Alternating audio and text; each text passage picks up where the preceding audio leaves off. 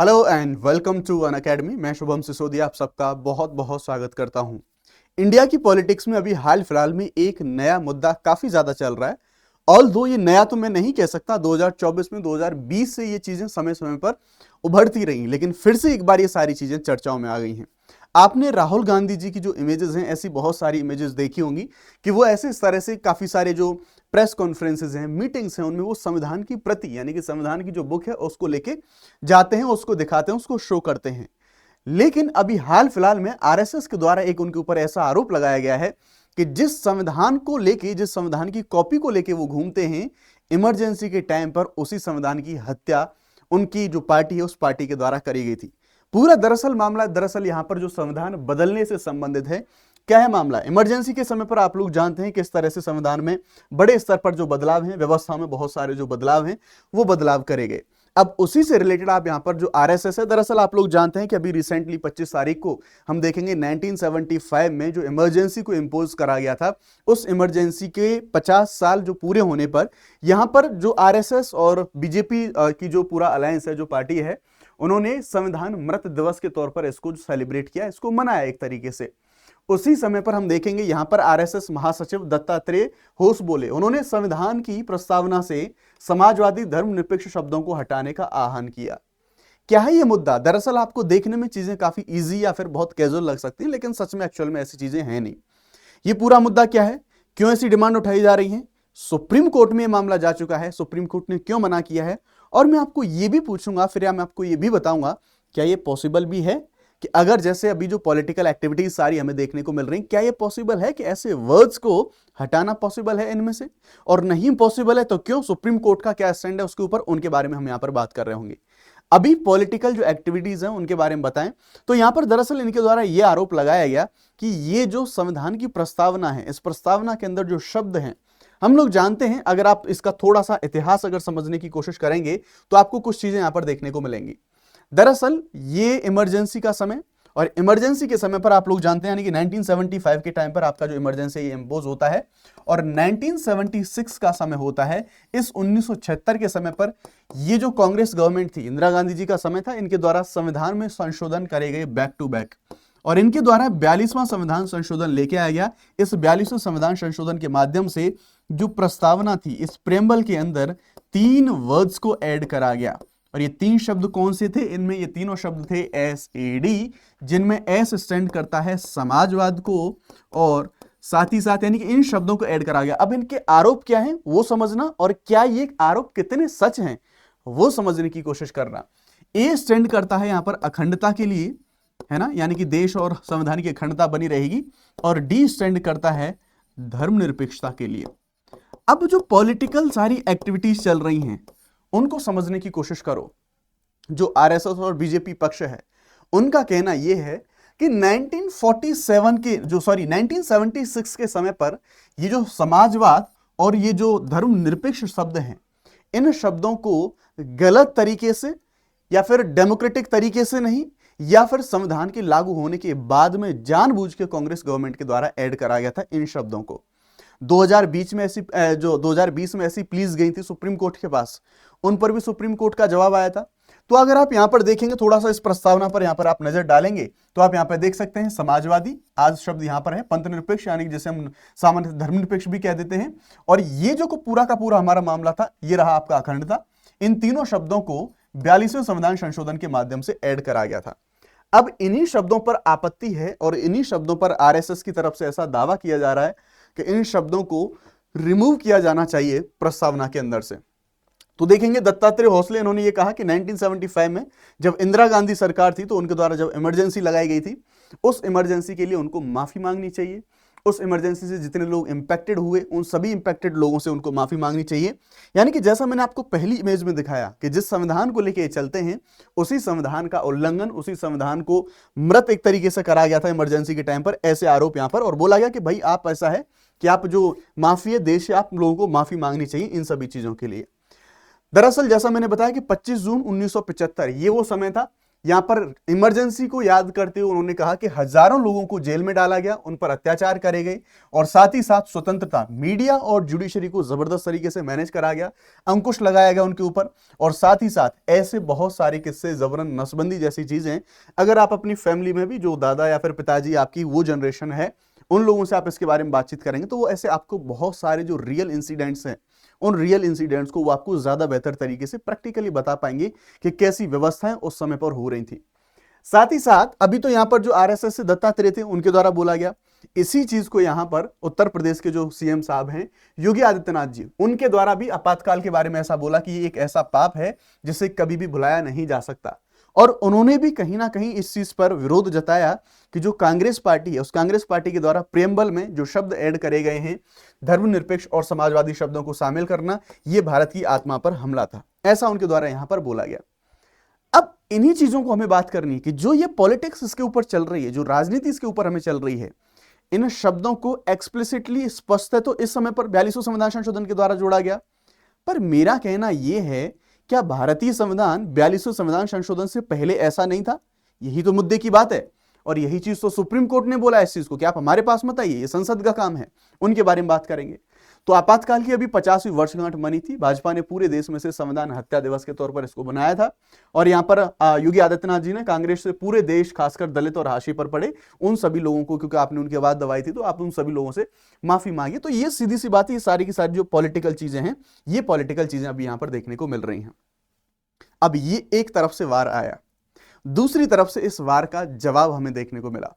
आज ही थोड़ी देर पहले हम देखेंगे तो कांग्रेस की तरफ से जयराम नरेश जी हैं, उनके द्वारा उस चीज का जवाब यहां पर इस तरह से दिया गया, जो प्रस्तावना के अंदर जो दो शब्द हैं, धर्मनिरपेक्षता और साथ ही साथ समाजवाद, दो शब्दों का उनके द्वारा जो जवाब है, जवाब यहां से दिया गया। उन्होंने आरोप लगाया कि दरअसल जो भारतीय जनता पार्टी है वो संविधान को तो कभी मानती नहीं है। अब क्योंकि पॉलिटिक्स में चीजें आम है, आप लोग जानते हैं एक दूसरे के ऊपर आरोप प्रत्यारोप लगाना, उन्होंने कहा ये तो कभी किसी संविधान को मानते ही नहीं है और संविधान को नहीं मानते, ये मनुस्मृति पर ज्यादा फोकस करते हैं, जैसे आरोप प्रत्यारोप लगाए जाते हैं। और उन्होंने ट्वीट किया यहां पर, और जो सुप्रीम कोर्ट ने अपने फैसले में पहले चीजों को बोला था, जो याचिकाएं जो खारिज करी थी, उसका रेफरेंस दिया और उस फैसले की जो कुछ कॉपीज हैं, जो स्क्रीनशॉट्स हैं उस फैसले के, वो उनके द्वारा यहां पर लगाए गए। फैसला यहां पर दरअसल उनके द्वारा दिखाने की कोशिश करी गई। तो हम देखेंगे, कह रहे हैं कि कभी भारतीय संविधान को स्वीकार नहीं करा इन्होंने। 30 नवंबर 1949 से जो अंबेडकर, नेहरू और उनमें जो जिन लोगों ने जो संविधान है उनको बनाया था, उनकी रेस्पेक्ट नहीं करी गई। तो यहां पर अगेन यानी कि वही जो क्रिटिसिज्म और जो पॉलिटिक्स वाली चीजें हैं, वो उन्होंने ये कहा कि आप लोग ना ये जो बातें कर रहे हैं कि संविधान की प्रस्तावना से इन शब्दों को हटाएं, उससे पहले एक बार सुप्रीम कोर्ट के जजमेंट पर चले जाइए। सुप्रीम कोर्ट ने जो चीजें बोली थी उन चीजों को देखने की आप कोशिश करिए, आपको सारी चीजें क्लियर हो जाएंगी। तो अब सुप्रीम कोर्ट ने साहब ऐसा क्या बोला था, आइए उस चीज को भी हम लोग जो है यहां पर देख लेते हैं। दरअसल मैं आपको यहां पर बताना चाहता हूं कि 2020 में यह मामला पहले भी एस्केलेट हुआ था। 2020 में ऐसे पहले मामले काफी सारे आए थे कई बार, फिर 2024 में भी ऐसे काफी सारे मामले आए थे। तो 2020 की याचिकाओं पर सुप्रीम कोर्ट ने कुछ जो अपने स्टेटमेंट हैं, कुछ जो अपनी टिप्पणियां हैं, वो टिप्पणियां दी थी, उनका जिक्र हमें करना है। तो सबसे पहले तो सुप्रीम कोर्ट की चीजें हैं, उनको हमें देखना है कि सुप्रीम कोर्ट ने इस पूरे मुद्दे पे क्या कहा था। दूसरा हमें यह भी देखना है क्या वास्तविक रूप से संविधान को इस तरह से बदला जा सकता है, यानी कि अगर मैं कहूं कि अगर हमें मान लो ये प्रेम्बल से इन शब्दों को हटाना है, तो क्या इन शब्दों को हटाना पॉसिबल है। और ऐसे जो आरोप लगाए जा रहे हैं कि कांग्रेस पार्टी ने 1976 में इन चीजों को ऐड करा, इन शब्दों को ऐड किया संविधान की प्रस्तावना में, क्या इससे पहले वास्तव में संविधान की जो प्रस्तावना है, उस प्रस्तावना की प्रकृति, उसका नेचर ऐसा नहीं था, या संविधान का नेचर ऐसा नहीं था, उसी समय पर इन शब्दों को ऐड करा गया था। तो ये जो एनालिटिकल पार्ट है, जो कि शानदार इंटरेस्टिंग है, इसके बारे में हम बात करेंगे। उस पार्ट पर आने से पहले मैं आपको एक जरूरी जो सूचना है उसको देना चाहूंगा। अनअकैडमी के द्वारा जो यूपीएससी सीएससी की जो एस्पिरेंट हैं, उनके लिए जो प्लस कोर्सेज हैं, उनको 19,999 रुपए में आप अवेल कर सकते हैं। लिंक डिस्क्रिप्शन में दिया गया है। मैक्सिमम डिस्काउंट के लिए आपको शुभ 50 कोड यूज करना होगा। आप डायरेक्टली मुझसे जुड़ना चाहते हैं तो आप ये मेल है, यहाँ पर मुझसे मेल कर सकते हैं। 12 महीने तक का फ्री एक्सटेंशन आप लोगों को यहाँ पर मिलता है। साथ ही अगर आप लोग चाहते हैं कि जीएस के साथ साथ ऑप्शनल भी आपको मिले, तो आप केवल 27,999 इन सभी ऑप्शनल में से और आपका जो जीएस है उसको कॉम्बो को ले सकते हैं। बैचेस के बारे में बात करें तो 30 जून से हमारे हिंदी इंग्लिश फाउंडेशन के जो सारे के सारे बैचेस हैं, बाइलिंगुअल सारे के सारे बैचेस लाइव होने वाले हैं। आइए अब हम सीधे बात करते हैं अपना 2020 का जो पूरा मामला था, वो मामला जो सुप्रीम कोर्ट में गया था, तो हुआ क्या था। दरअसल 2020 में कुछ याचिकाएं दायर करी गई थी, बहुत सारी याचिकाएं दायर करी गई थी, और उन याचिकाओं में यह बोला गया था कि 1976 में 42वें संविधान संशोधन द्वारा जो शब्द ऐड करे गए थे, दो शब्दों पर आपत्ति जताई गई थी। इनको शामिल करने की जो वैधता है वो चुनौती दी गई थी उसको, बोले गलत तरीके से ऐड करे गए हैं। समय समय पर ऐसी चीजें जागती रहती हैं, कई बार ऐसा चीजें आ चुके हैं। अब कमाल की बात यहां पर यह है कि जो याचिकाकर्ता थे उनमें बीजेपी के ऑलरेडी एक मेंबर शामिल थे, उनके सुब्रमण्यम स्वामी जी वो शामिल थे इसमें। उन्होंने ये तर्क दिया था कि पूर्व व्यापी प्रभाव से किए गए जो सम्मेलन यानी कि जो शब्द हैं इनको जो ऐड करा गया था, यानी कि 26 नवंबर 1949 को संविधान सभा द्वारा संविधान को अपनाने की तारीख से संविधान के साथ में धोखाधड़ी के बराबर, यानी कि इन शब्दों को बाद में ऐड करा गया था, उस टाइम पर ऐड नहीं करा था, संविधान सभा ने इनको नहीं ऐड करा था, लेकिन इन लोगों ने इन चीजों को ऐड कर दिया। देख सकते हैं यहां पर सुप्रीम कोर्ट ने जब इन सारी चीजों को चैलेंज करा, सुप्रीम कोर्ट ने इन सभी याचिकाओं को स्वीकार करने से मना कर दिया।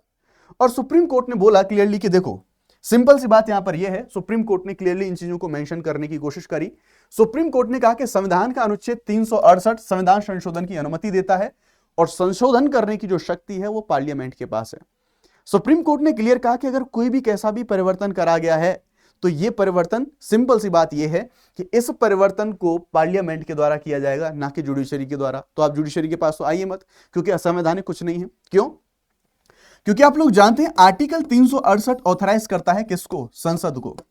संसद संविधान के अंदर संशोधन कर सकती है और वो भी किसी भी हिस्से में संशोधन कर सकती है, लेकिन यस जो हमारा बेसिक स्ट्रक्चर का पार्ट है उसमें किसी प्रकार से कोई संशोधन नहीं हो सकता, यानी कि उसको कम या घटाया नहीं जा सकता। अब एक पहले मुद्दा यह भी आया था सुप्रीम कोर्ट के सामने कि क्या प्रेम्बल संविधान का भाग है भी कि नहीं। तो आप लोगों के लिए जानकारी के लिए बता दूं, बाकी आप लोगों को पता ही होगा, 1960s में जो बेरूबारी केस है, उस बेरूबारी केस में तो सुप्रीम कोर्ट ने मना कर दिया था कि जो संविधान का भाग नहीं है प्रस्तावना, लेकिन अपने ही फैसले को 1973 में जो केशवानंदा भारती केस था, केशवानंदा भारती केस के अंदर बोला था सुप्रीम कोर्ट के नहीं हम पहले गलत थे, अभी जो हमारा प्रस्तावना है वो संविधान का अभिन्न हिस्सा है, और ये संविधान का हिस्सा है, तो फिर इसका मतलब आर्टिकल 368 के माध्यम से इसमें कुछ चीजें बढ़ाई और घटाई जा सकती हैं। 1973 में ये चीजें बोली और 1976 में 42वें संविधान संशोधन के द्वारा इन तीन शब्दों को ऐड कर दिया गया संसद के द्वारा। तो यहां पर कोर्ट ने भी वही बोला कि यह शक्ति संसद के पास है, क्या घटाना है, क्या संशोधन करना है, क्या कम करना है, क्या बढ़ाना है, हम इसमें कुछ नहीं कर सकते। ऑल्दो जब बेसिक स्ट्रक्चर का जब उल्लंघन होगा वैसी कंडीशन में हम आ सकते हैं, उसके बाद हम चीजों को जो है रोक सकते हैं, तब ये चीजें हमें देखने को मिलेंगी। तो ये मुझे ऐसा लगता है कि बस पॉलिटिक्स का मामला है, ना कुछ कम होने वाला, ना कुछ अवैध तरीके से, कुछ भी अवैध तरीके से नहीं हुआ है। बिकॉज मैं आपको बताना चाहूंगा ऐसी बात नहीं इन शब्दों को ऐड करने के बाद संविधान की जो मूल प्रवृत्ति है वो ऐसी हुई हो, नहीं। हमारा संविधान पहले से समाजवादी प्रकार का था, हमारा संविधान पहले से धर्मनिरपेक्ष था। उसके कुछ प्रमाण मैं अभी आपके सामने प्रस्तुत करना चाहूंगा, कुछ बताना चाहूंगा। इसमें यह कहा गया कि कोई फर्क नहीं पड़ता, संविधान को 26 नवंबर 1949 को अपनाया गया था और बाद में इन सभी चीजों को ऐड करा था, तो ये कोई भी कैसा भी किसी प्रकार का कोई खतरा नहीं है। अब मैं आपको कुछ चीजें जो बताना चाहता हूं उन पर फोकस करिए। जैसा यहां पर कुछ पॉलिटिकल पार्टीज के जो पक्ष हैं उनके द्वारा बोला गया कि भाई ये जो हमारा धर्मनिरपेक्ष शब्द है, इस धर्मनिरपेक्ष शब्द को बाद में जानबूझ के इस पार्टी के द्वारा अपनी विचारधारा के अनुसार ऐड करा गया है, पर एक्चुअल में वास्तविक रूप में ऐसा नहीं है।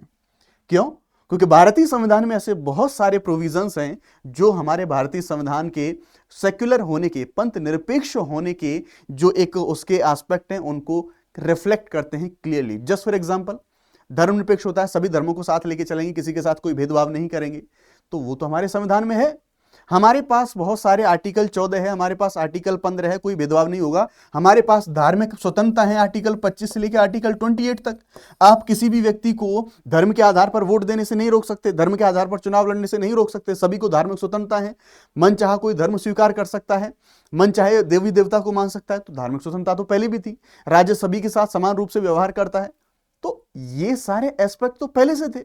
इस शब्द को भले ही 42वें संविधान संशोधन के माध्यम से ऐड करा गया हो, लेकिन हमारी जो कॉन्स्टिट्यूशन की बेसिक नेचर है वो एक्चुअल में सेक्युलर ही है, तो विवाद तो कोई कैसा बनता ही नहीं है। उसी प्रकार से अगर हम समाजवाद के बारे में बात करेंगे, यानी कि सोशलिज्म के बारे में बात करेंगे, ये जो शब्द था सेम ये क्या कहता है कि शोषण का कोई भी रूप नहीं होगा, यानी कि जो इक्वलिटी है, यानी कि जो समानता है, वो समानता स्थापित करी जाएगी हर जगह पर। और प्रेम्बल में बहुत सारी जगहों पर हम देखेंगे न्याय, तीनों प्रकार के न्यायों की बात करी गई हैं, सभी समानताओं की जगह जगह पर बात करी गई। तो ये शब्द भले ही 42वें संविधान संशोधन के माध्यम से ऐड करे गए हों, लेकिन उससे पहले भी भारतीय संविधान की जो नेचर थी वो ऑलरेडी समाजवादी और पंथ निरपेक्ष थी। बाद में इन शब्दों को एग्जैक्टली जोड़ दिया गया, अदरवाइज संविधान पहले से ही ऐसा था। तो पॉलिटिक्स कुछ भी हो, पॉलिटिक्स जो हमारा राजनीतिक जो चर्चाएं हैं वो कैसी भी होती रहती हैं, आरोप प्रत्यारोप होते रहते हैं, लेकिन संविधान के बारे में आपको ये जो बेसिक सी कुछ अंडरस्टैंडिंग है, इस अंडरस्टैंडिंग को आपको यहाँ पर बना के रखना है। अब अगर प्रेम्बल के बारे में बात हुई है तो प्रेम्बल से एक क्वेश्चन तो बनता है जिसका जवाब आप सभी लोगों को कमेंट सेक्शन में देना है। बताइए उद्देशिका में न्याय किन किन क्षेत्रों में देने की बात करी गई है? सामाजिक, धार्मिक, राजनीतिक, सामाजिक आर्थिक राजनीतिक, धार्मिक आर्थिक सांस्कृतिक, कानूनी राजनीतिक धार्मिक। तो इसका जो सही आंसर है वो आप सभी लोग मुझे कमेंट सेक्शन के अंदर बताएंगे। बाकी आप मुझे कमेंट में ये भी बता सकते हैं कि ये जो राजनीतिक चर्चाएं चल रही हैं कि इन शब्दों को हटा देना चाहिए, आप इसको कितना उचित समझते हैं। Thank you very much. जय हिंद।